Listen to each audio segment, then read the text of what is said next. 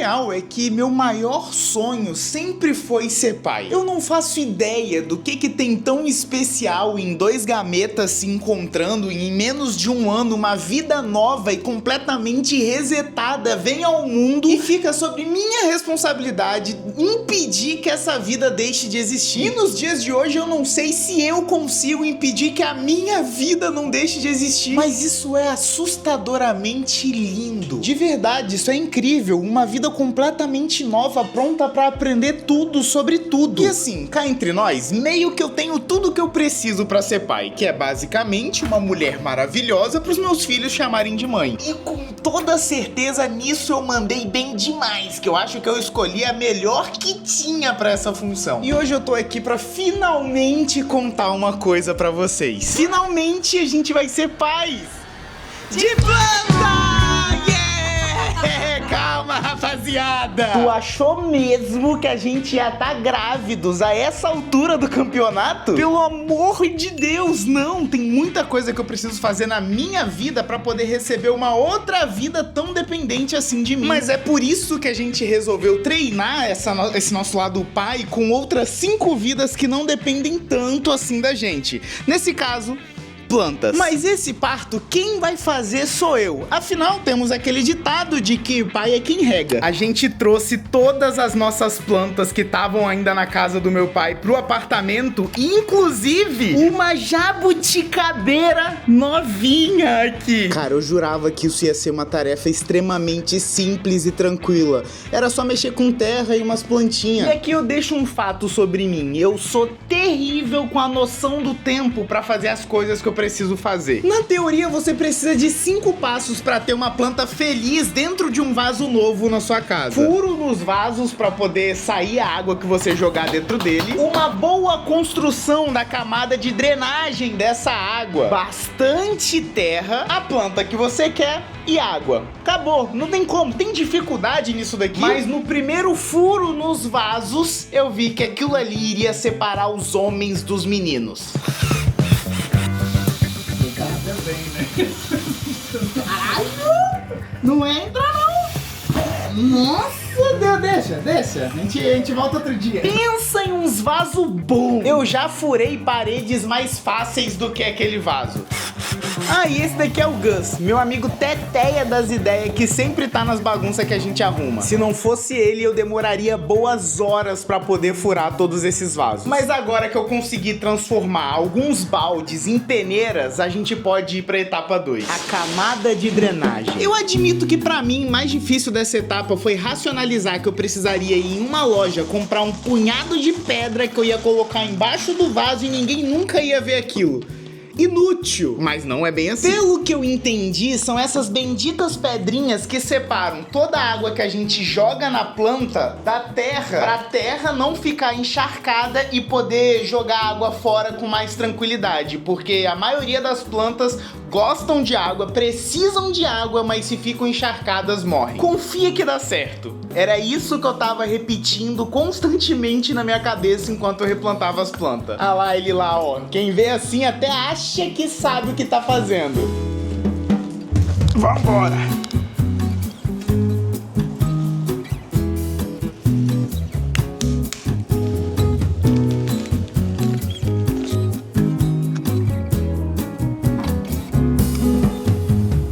E assim tivemos o parto do nosso primeiro bebê, que agora ele só precisava esperar uma grandiosa dose de água. E a estratégia agora é a seguinte: depois de toda a planta replantada, a gente precisa fazer uma rega abundante, que fala, que é tipo, jogar água em todas as plantas o suficiente pra tipo, escorrer água pelo chão. Por sorte, na nossa varanda a gente tem um ralo bem aqui, então eu vou trazer todas as plantas prontas pra aquele canto e no final de tudo eu taco-lhe água em todo mundo.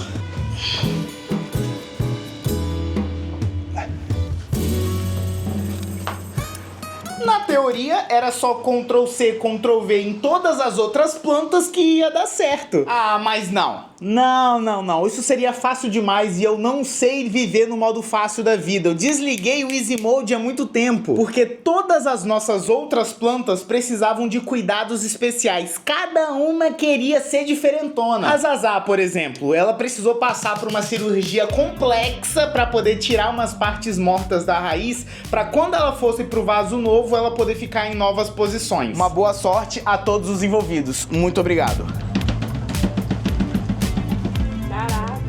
Ela é muito maior do que os vídeos que eu assisti. Muito maior.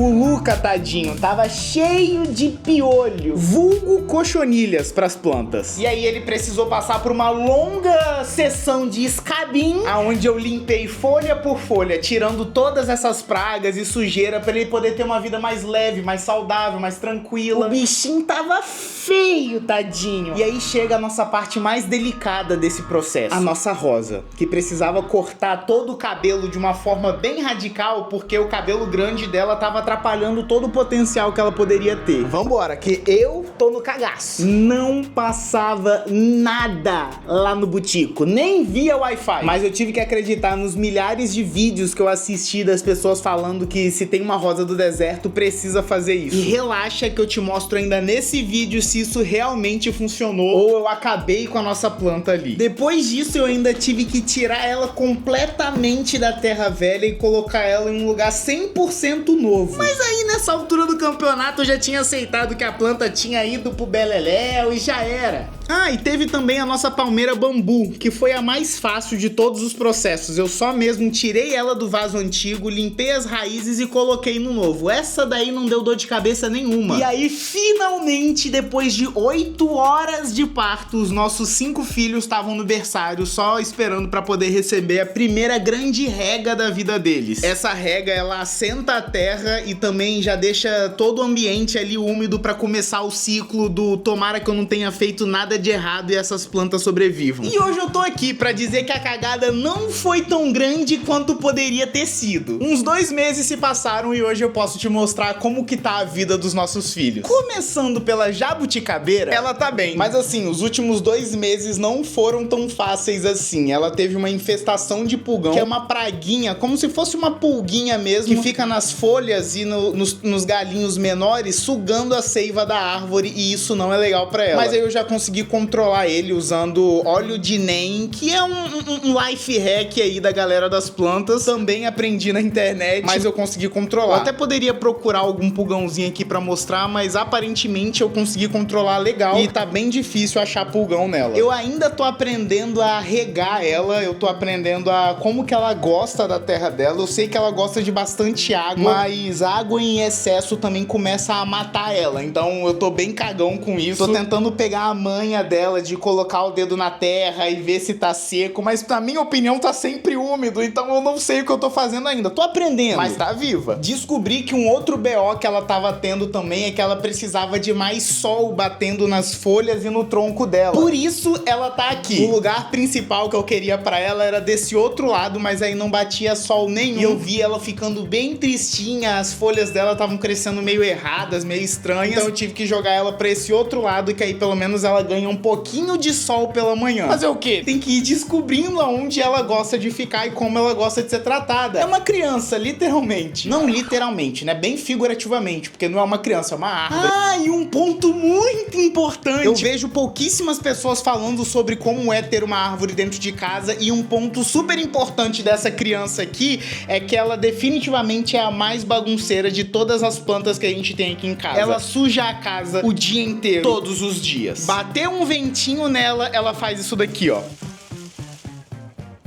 Ok. Seguindo a experiência de uma criança, quando você vai mostrar uma coisa que a sua criança faz, ela não faz, né? Indo pro nosso outro filho, a gente tem aqui o Luca, que, cara, esse daqui é tranquilão. Não dá trabalho nenhum, tá firme e forte. Se adaptou super bem ao vaso dele. Ele só junta umas poeirinhas aqui, outra ali, mas, tipo, normal. O bichinho é do bom, olha lá, ó. Não deu mais piolho, não deu mais nada. Esse daqui é guerreiro, tranquilo. Vindo aqui pra dentro, a gente tem as amiocuca, vulgo amigo Zazá, que é uma das nossas preferidas aqui em casa. Mas assim, gosta de juntar uma poeira que é surreal, tá? As folhinhas dela parece que tem um ímã de poeira, então a gente tem que limpar basicamente toda semana. Mas assim, ela tá super bem, se deu muito bem com o vaso, ela tá com muito mais terra do que o último vaso dela, então tá mandando muito bem. É uma planta muito fácil de ter em casa. O único problema de fato que eu já tive com ela é que ela ficou muito pesada. Ela é muito pesada pra ficar movendo ela pra lá e pra cá, e ela tá em cima do tapete. Então sempre que a gente vai limpar a casa, eu tenho que tirar ela de cima do tapete. E por isso ela já foi protagonista em mijar no nosso tapete. Obviamente que não é culpa dela que é uma planta, é culpa do pai burro que regou ela, e aí ela começou a fazer bom uso da camada de drenagem dela, e na hora de eu tirar ela de cima do tapete, ela saiu pingando tudo, e por pouco não mancha o nosso tapete. A gente tirou o tapete, botou pra lavar bem rápido, mas ela mijou no nosso tapete, é inevitável contar isso. Agora a gente vai para as nossas duas surpresas dessa gestação aqui. A primeira delas, nossa palmeira bambu, que, cara...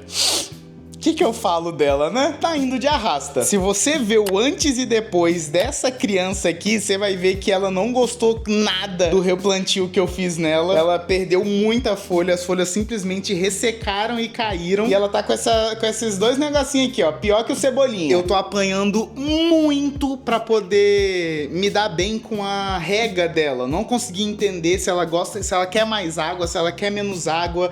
Ela só sofreu muito com o ressecamento. Eu não sei de fato qual problema eu tô tendo, mas eu tô com muita fé de que vai dar certo, ela vai conseguir voltar a ser aquela palmeira bambu linda que ela era. Mas por enquanto é isso daqui, ó. A mais fácil de replantar foi a que eu tive mais problema. Mas papai ama, papai cuida, vamos regar ela até o fim. Por outro lado, vamos pra nossa surpresa boa, a rosa do deserto, que eu achei que eu tinha mandado ela de arrasta, a bichona tá aqui, ó. Dani, meu Deus do céu, olha isso daqui. Ela cresceu muito raminho, muito mais do que eu esperava que ela fosse crescer. Aqui, ó, um 360 pra vocês verem a exuberância dessa planta aqui, ó. Eu não vejo a hora dela, de fato, começar a dar rosa pra gente. Afinal, o nome Rosa do Deserto não é à toa, ela dá umas flores lindas. E eu tô muito aliviado, porque ela tá indo muito bem e, de longe, é a planta mais fácil de cuidar aqui da casa. Você esquece que tem ela e deixa ela no sol. Basicamente, esse é o cuidado. Aí, de 15 a 20 dias, você...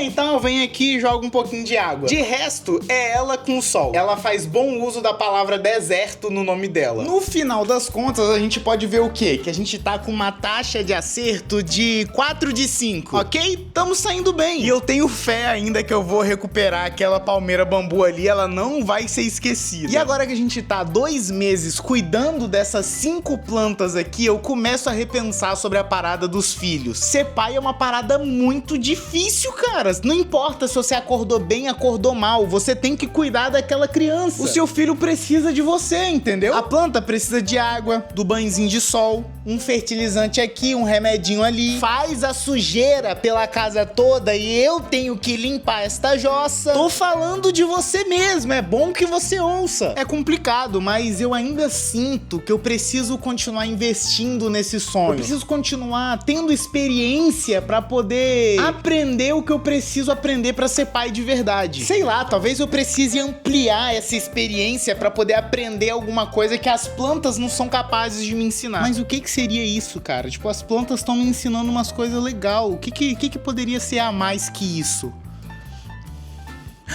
Já sei! Amor, eu preciso que você tenha um filho meu. Só que não vai ser um filho meu. Pra eu poder treinar como se fosse um filho meu pra quando for um filho meu. Que? Tá maluco? Peraí, o que você falou? Você tá maluco? É isso. Um Tamagotchi. Que?